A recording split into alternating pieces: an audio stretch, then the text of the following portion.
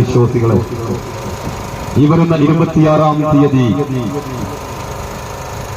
ഒരു മഹത്തായ ദിനം നമ്മളിലേക്ക് കടന്നു വരികയാണ്.